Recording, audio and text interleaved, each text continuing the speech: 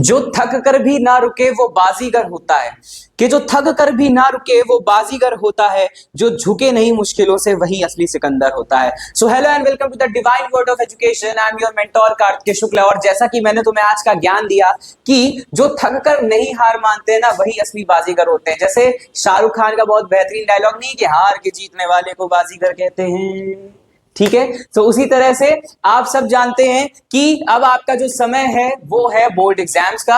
आज 2 फरवरी हो गई बाबूजी, अब उठो, लग जाओ। अभी तक नहीं पढ़ा है तो अब पढ़ने के लिए उठो। अब तुम में से कुछ ऐसे लोग भी होंगे जो भैया एक दिन पहले यूट्यूब पे स्क्रॉल करेंगे, देखेंगे कि how to complete whole syllabus in within 24 hours, ठीक है। सो वो चीज ना आने पाए तुम्हारे पास, ठीक है, वो चीज ना आने पाए तुम्हारे पास, तुमको अपनी प्रैक्टिस अब से ही स्टार्ट कर दो। मैं तुम्हें कुछ गाइडेंस ये भी दे दूं कि जो सब्जेक्ट वीक है, मैं साइंस की बात नहीं कर रहा हूं, पहले ही सुन लो ध्यान से। जो भी सब्जेक्ट वीक हो, चाहे तुम्हारा मैथ्स वीक हो, इंग्लिश वीक हो, तो उसके लिए अभी से मेहनत शुरू कर लो। डेली 1 घंटा उस सब्जेक्ट को 100% दो, ठीक है। तो और भी बहुत सारी बातें लेक्चर्स के साथ साथ हम डिस्कस करते रहेंगे कि कैसे आपको बोर्ड एग्जाम में कॉपी लिखनी है, कैसे आपको आंसर्स देने हैं, कैसे आपको तैयारी करनी है। सो बी विद अस। और सारे सब्जेक्ट के लिए आपको यहाँ पे सारी चीजें मिल रही हैं, सारा गाइडेंस मिल रहा है, चाहे वो सोशल साइंस हो चाहे वो साइंस हो। तो बी विद अस और भरोसा करना शुरू कर दो। हम पे भरोसा कर रहे हो, तुम चाहो हम पे ना करो, किसी और पे कर रहे हो, लेकिन उस पे भरोसा करो, ठीक है। भरोसा बहुत जरूरी है, अहम चीज है। साथ में बढ़ते हैं हमारे नेक्स्ट चैप्टर की तरफ। जैसे कि तुम देख रहे हो हेडिंग बड़ी बड़ी पड़ी हुई है, अवर एनवायरनमेंट। बात करते हैं कि भाई साहब एनवायरनमेंट होता क्या है। जो आप आसपास जितनी भी सारी चीजें देख रहे हैं ये सब एनवायरनमेंट है। क्या है? अब इसका मतलब ये नहीं कि तुम क्या कर रहे हो क्लासरूम में, तुमने देखा अरे वाह कितनी सुंदर सुंदर लड़कियां बैठी हुई हैं, दैट इज नॉट एनवायरनमेंट, ठीक है। दैट इज नॉट एनवायरनमेंट, वो एनवायरनमेंट नहीं है। एनवायरनमेंट वो है जो आप अपने आसपास प्रकृति को देखते हैं, जो मदर नेचर ने आपको दे रखा है, लेकिन आप उसकी धज्जियां उड़ाने में लगे, ठीक है। बट बाकी सारी बातें साइड करते हैं, समझते हैं एनवायरनमेंट का मतलब। एनवायरनमेंट जो टर्म आप देख रहे हैं, एनवायरनमेंट का मतलब ही बेसिक मतलब ही होता है क्या? नेचर, यानी कि प्रकृति, वातावरण, एटमॉस्फेयर, आपके आसपास की जितनी सारी चीजें हैं वो। यहीं पर एक वर्ड आता है दैट इज इकोसिस्टम। क्या आता है? इकोसिस्टम आता है। कि ये इकोसिस्टम क्या होगा? कई जगहों पर आपने सुना होगा वर्ड इको, ठीक है। इको यानी कि जैसे सुनते हो ना इको फ्रेंडली चीजें आ रही हैं, ठीक है। तो यानी कि जो नेचर फ्रेंडली चीजें हैं उसके लिए हम वर्ड यूज करते हैं इको का। और ये जो सिस्टम लगा है इसका क्या मतलब है, आइए समझते हैं। कि इकोसिस्टम का मतलब ही, बेसिक मतलब ही ये होता है the relationship between the living and non living beings. आप एक चीज ये बताइए, आपके आसपास कितनी चीजें आपको दिख रही हैं? आप एक लिविंग बीइंग है, साथ में आपके आसपास ये ना कहना मेरा दोस्त बैठा है साथ में तो वो भी एक लिविंग है, वो ऑब्वियसली लिविंग बीइंग होगा। तो इस एनवायरनमेंट को चलाने के लिए there are 2 types of things, ठीक है। केवल और केवल 2 चीजें लगती हैं जिनको हम 2 कंपोनेंट्स बोलते हैं। क्या बोलते हैं? 2 कंपोनेंट्स बोलते हैं। पहला कंपोनेंट होता है हमारे पास लिविंग बीइंग्स। क्या होते हैं? Living beings. और सेकेंड कंपोनेंट जो है हमारे पास वो है नॉन लिविंग बीइंग्स। कौन है? Non living beings. बात करते हैं कि लिविंग कौन से होंगे और नॉन लिविंग कौन से होंगे। एक बार मैंने क्लासरूम में सवाल पूछा कि भाई नॉन लिविंग बीइंग्स कौन से होते हैं, तो उन्होंने मुझे बहुत ही बेहतरीन जवाब दिया। बेहतरीन जवाब में उन्होंने मुझे दिया कि पंखा होता है नॉन लिविंग, ठीक है, चेयर होती है, कुर्सी, मेज। आप अभी तक छोटी क्लासेस तक आप यही पढ़ते चले आ रहे हैं कि भाई नॉन लिविंग थिंग वो होती है जो मूव ना कर पाए, ठीक है। बट ये सब एक कहने की बात है कि हम नॉन लिविंग थिंग्स में हम टेबल और चेयर को जोड़ रहे हैं। असल में नॉन लिविंग आपके पास आपके 5 एलिमेंट्स होते हैं। कौन कौन से 5 एलिमेंट्स हैं आपके पास? ऑब्वियसली 5 एलिमेंट्स, आपका एयर, फायर, वाटर, ठीक है, एंड सो ऑन। तो यहां पर नॉन लिविंग थिंग्स की बात की हमने, तो 2 कंपोनेंट्स यानी living components and non living components, ठीक है। जो भी लिविंग होंगे हम उनको बोलते हैं biotic. Obviously we are studying biology, so हम क्या बोलेंगे? उनको बायोटिक बोलेंगे। और जो नॉन लिविंग होते हैं उनको हम बोलते हैं क्या? एबायोटिक। आगे बात समझ में? I hope this is crystal clear to all of you, ठीक। लिविंग हो गया और नॉन लिविंग हो गए।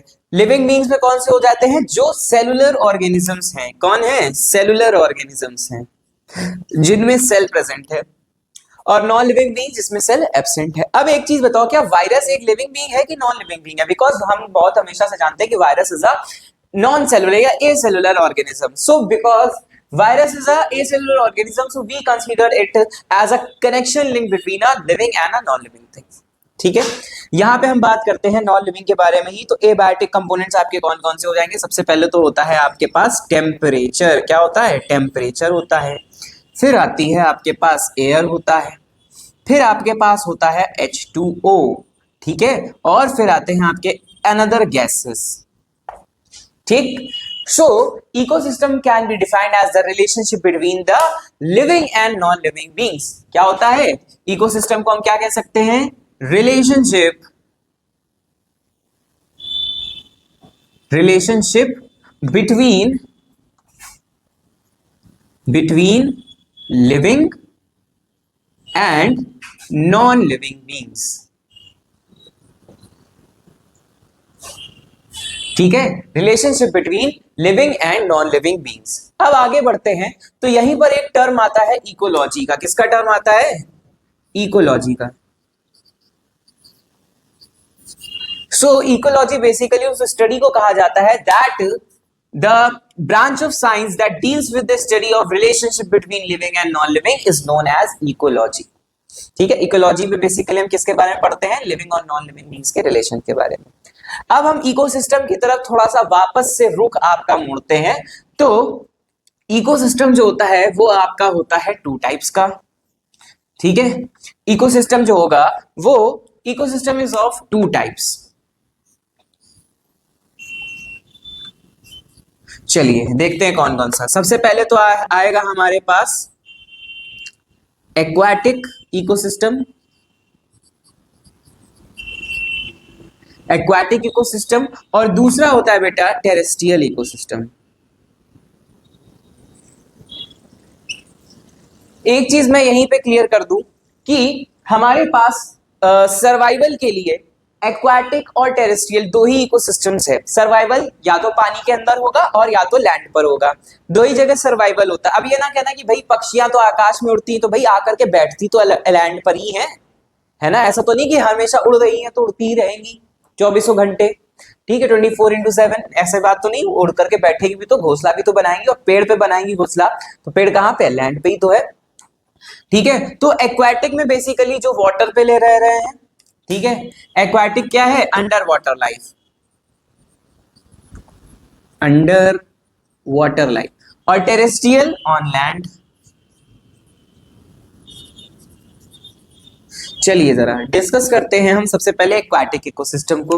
सो aquatic ecosystem basically two types का होगा. यहां पर एक्वाटिक इकोसिस्टम टू टाइप्स का होगा. That is your natural aquatic ecosystem and number 2 is your artificial aquatic ecosystem. ठीक है, समझते हैं सबसे पहले नेचुरल इकोसिस्टम जो आपने ऑब्वियसली जो प्रकृति ने बना करके दिए हैं, जैसे आपका ओशियन, लेक्स, रिवर्स. ठीक. आर्टिफिशियल ऑब्वियसली जो मैन मेड है लाइक एक्वेरियम.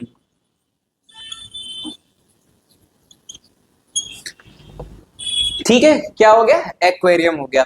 अनसॉल्व का एक क्वेश्चन है कि aquarium is which among aquarium is which one of the following example of ecosystem. तो उसका एक आंसर क्या हो जाएगा? Aquatic ecosystem. ठीक है, जब बात हम करते हैं टेरेस्ट्रियल की, so as like aquatic ecosystem terrestrial ecosystem भी आपके कितने टाइप्स के होंगे? आपके टू टाइप्स के होंगे बेटा.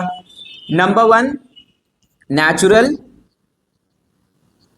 And number 2 artificial. ठीक. चलिए यहां पे देख लेते हैं नेचुरल और आर्टिफिशियल क्या कहना चाह रहा है. नेचुरल इकोसिस्टम का मतलब हो, नेचुरल टेरेस्ट्रियल इकोसिस्टम का मतलब हो गया जो प्रकृति ने आपको ऑब्वियसली बना करके दिया है. तो यहां पर आप क्या लिख सकते हैं? ग्रीनलैंड्स, ग्रासलैंड्स,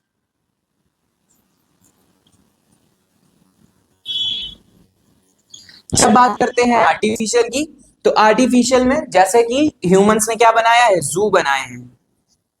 ह्यूमंस ने क्या बनाया है? बोटैनिकल गार्डन बनाए हैं. Botanical garden. आई बात समझ में? तो ये कैसा है? एक आर्टिफिशियल टेरेस्ट्रियल इकोसिस्टम है।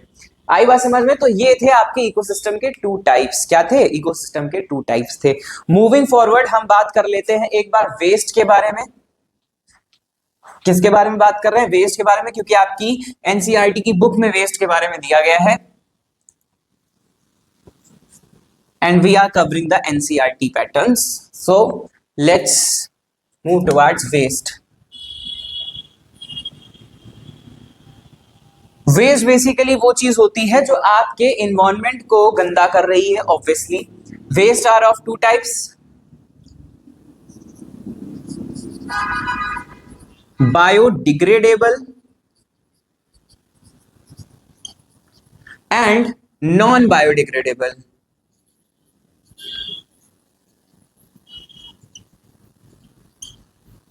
ठीक, समझते हैं। बायोडिग्रेडेबल वो वेस्ट होते हैं जो इन्वायरमेंट फ्रेंडली या इको फ्रेंडली होते हैं। कैसे होते हैं? इको फ्रेंडली होते हैं, मतलब वो क्या होंगे? रिसाइकल किए जा सकते हैं। क्या किए जा सकते हैं? रिसाइकल किए जा सकते हैं। और नॉन बायोडिग्रेडेबल जो होंगे वो होते हैं non eco friendly. Very good, non eco friendly और non recyclable. For example polythene,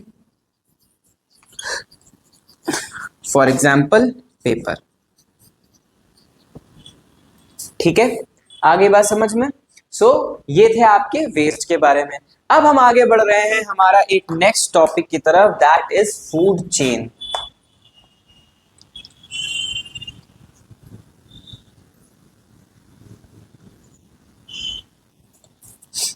food chain समझने से पहले हम समझते हैं एक concept, that is trophic level का।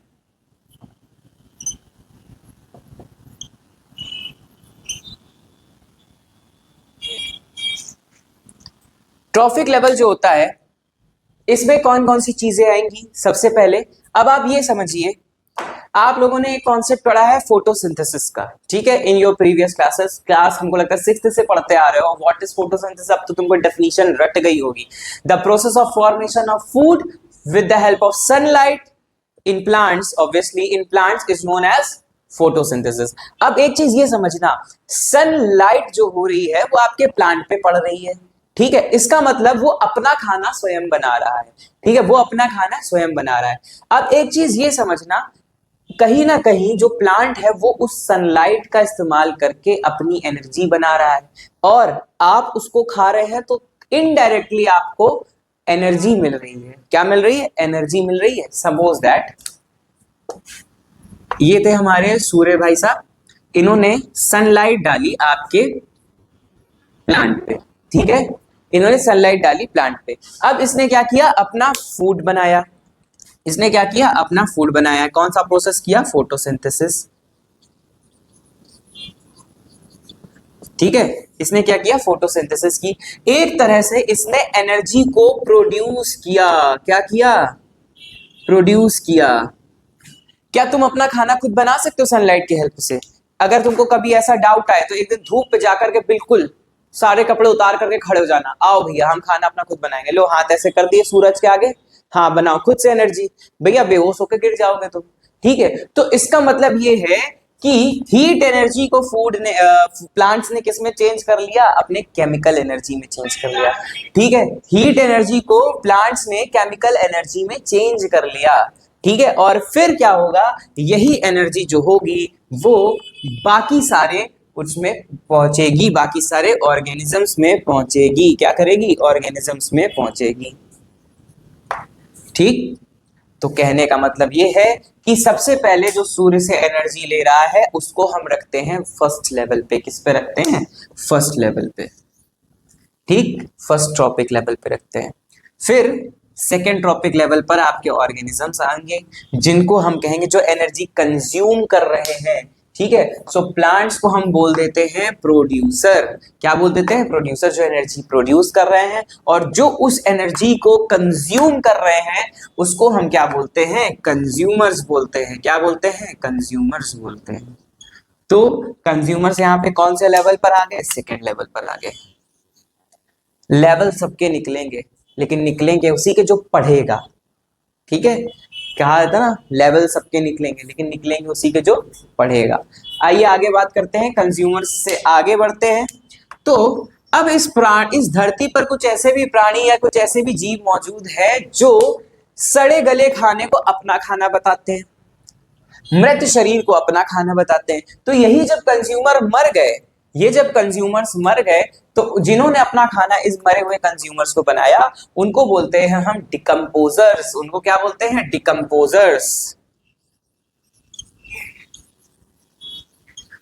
ठीक है, तो ये जो डिकम्पोजर्स हैं, इनको कौन सा स्थान दिया गया ट्रॉपिक लेवल पे? Position number 3। ठीक, अब यहीं से हम एक कॉन्सेप्ट समझ लेंगे फूड चेन का। किसका? फूड चेन का।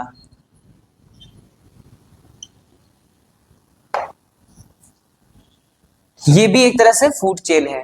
फूड चेन का बेसिक मतलब ये होता है the chain of energy flow is known as food chain. ठीक है, कैसे हो रही है उसको भी समझ लेते हैं एक बार बहुत अच्छे ढंग से। सपोज दैट सन ने एनर्जी दी प्लांट को। सन ने एनर्जी दी किसको? प्लांट को। प्लांट को आके खा लिया तुम्हारे ग्रास हॉपर ने। किसने खा लिया? ग्रास हॉपर ने।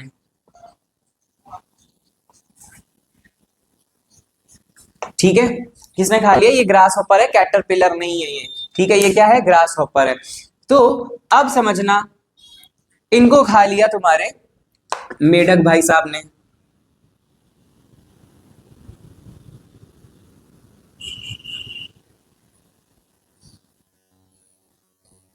ठीक है, किसने खा लिया? मेढक ने खा लिया। अब मेढक को खा लिया आपके स्नेक ने। किसने खा लिया? स्नेक ने। मेढक को खा लिया स्नेक ने। अब स्नेक को भैया खा लिया ईगल ने। किसने खा लिया? ईगल ने। स्नेक को खा लिया ईगल ने। ठीक, तो अब ये चीज समझो क्या चीज हो गई, यानी कि अब ये एक दूसरे के खाने की बात हो गई। ठीक, ग्रास को किसने खा लिया? आपके ग्रास हॉपर ने। ग्रास हॉपर को किसने खा लिया? फ्रॉग ने। फ्रॉग को खा लिया स्नेक ने। स्नेक को खा लिया ईगल ने। ठीक, तो ये जो था, ये था हमारा प्रोड्यूसर, और ये जितने हैं ये सब क्या है हमारे, ये क्या कहते हैं इनको? इनको कहते हैं हम कंज्यूमर्स। तो ये जो नंबर 1 पे होगा कंज्यूमर, इसको हम बोलते हैं प्राइमरी कंज्यूमर। 1 के ऊपर डिग्री है, यानी कि क्या है ये? Primary consumer. फिर ये है हमारे फ्रॉग। फ्रॉग को हम लिखेंगे सेकेंडरी कंज्यूमर। ठीक, और फिर उसके बाद ये है हमारे स्नेक। स्नेक को हम लिखते हैं टर्शरी कंज्यूमर। क्या लिखते हैं? Tertiary consumer. फिर आता है हमारा ईगल, इसको हम बोलते हैं टॉप कॉर्निवोर, जिसका कोई शिकार करके खा ना पाए। ठीक, अब एक चीज यहीं पे समझ लीजिएगा, अब ईगल की मृत्यु हो गई, तो मरने के बाद ईगल को बैक्टीरिया और वायरसेस ने खा लिया, तो वो क्या हो जाएंगे? आपके डिकम्पोजर्स हो जाएंगे। वो क्या हो जाएंगे? डिकम्पोजर्स हो जाएंगे। तो एक तरह से एनर्जी जो थी वो सन से ग्रास पर आई, ग्रास से किसके पास गई? ग्रास हॉपर के पास, ग्रास हॉपर से गई फ्रॉग के पास, फ्रॉग से गई स्नेक के पास, स्नेक से गई ईगल के पास, ईगल से गई किसके पास? बैक्टीरिया के पास। ये होता है फूड चेन, यानी कि खाने का प्रोसेस, कौन किसको खा रहा है। ठीक है, अब यहीं पर एक कॉन्सेप्ट हम और समझ लेते हैं फूड वेब का। किसका समझ लेते हैं? फूड वेब का। आइए जरा वो भी देख ले।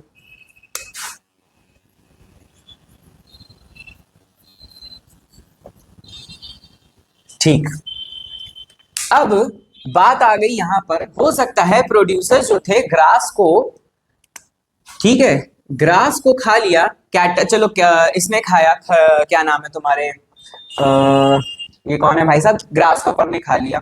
ग्रास हॉपर को फ्रॉग ने ना खा के डायरेक्ट स्नेक ने खा लिया। ठीक है, अब समझना, एक कंज्यूमर का रोल वहीं से खत्म हो गया। एक कंज्यूमर का रोल वहीं से खत्म हो गया।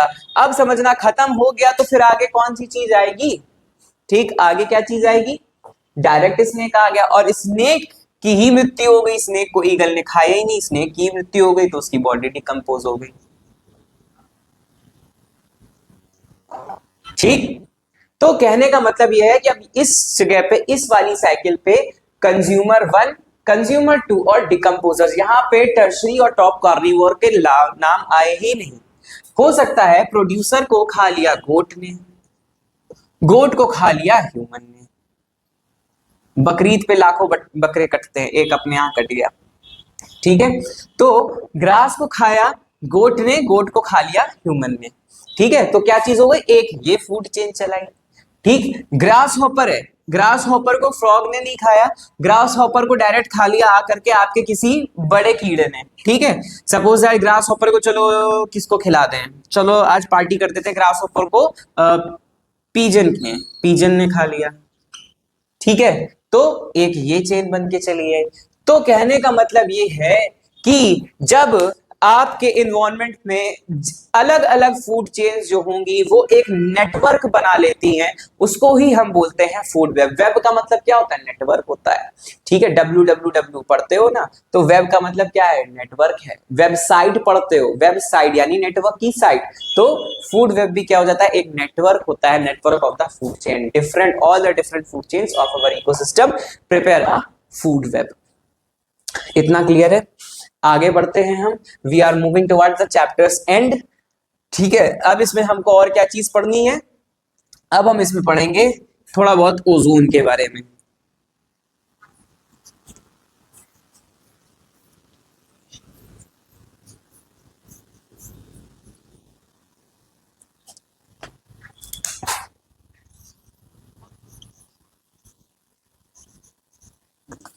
ये देखिए ओजोन है, बेसिकली ओजोन का फॉर्मूला क्या होता है, O3। ऑक्सीजन में हम एक O और ऐड कर देते हैं तो बनती है ओजोन, ठीक है। ओजोन जो है, ओजोन हमारे पास एक लेयर के फॉर्म में प्रेजेंट है हमारे एटमॉस्फेयर में।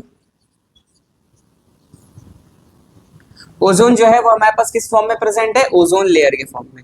ओजोन लेयर का फंक्शन कई बार पूछा जाता है, तो ओजोन लेयर का फंक्शन यही है, क्या, टू प्रोटेक्ट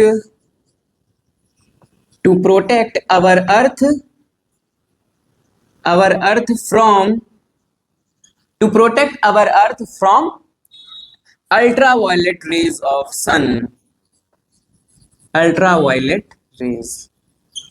कहने का मतलब ये है कि जो हमारा सन है वो अल्ट्रावायलेट रेज भी रिलीज करता है, तो उससे हमारी जो सनलाइट है वो हमारी अर्थ पे डायरेक्ट ना पड़े, इसलिए कौन प्रेजेंट होता है, ओजोन लेयर प्रेजेंट होती है, to protect our earth from ultraviolet rays, ठीक है। बेसिकली इसका मेन फंक्शन यही है, to protect our earth from ultraviolet rays. और अगर ये डिप्लीशन स्टार्ट हो जाए, डिप्लीशन मतलब इसमें होल्स प्रेजेंट होने शुरू हो जाए, तो ये क्या करेगा, it may be result in the कई जगह पे, जैसे मान लो हमारा इन्वायरमेंट का सिस्टम ही हैंग हो जाएगा, ठीक है। इन्वायरमेंट का सिस्टम हैंग होने का मतलब क्या चीज हो जाएगी, ऐसा नहीं कि बिल्कुल हैंग मोड पे चला गया, तुम लटके हो तो लटके ही खड़े रहोगे, नहीं, ठीक है। हैंग मोड पे जाने का मतलब ये है कि हमारे पास जैसे एसिड रेन एक इसका बेस्ट एग्जांपल है, ताजमहल जो है वो देख रहे हो ना, पीला पड़ना शुरू हो चुका है due to presence of acid rain, ठीक, H2SO4 की बारिश होती है, क्यों, क्योंकि ओजोन लेयर डिप्लीशन स्टार्ट हो गया है। अब ओजोन में छेद होने शुरू हो जाएंगे, तो यानी कि उस जगह पे अल्ट्रावायलेट रेज हमारे सन पर डायरेक्ट असर, हमारी अर्थ पर डायरेक्ट पड़ना शुरू हो जाएगी, जिससे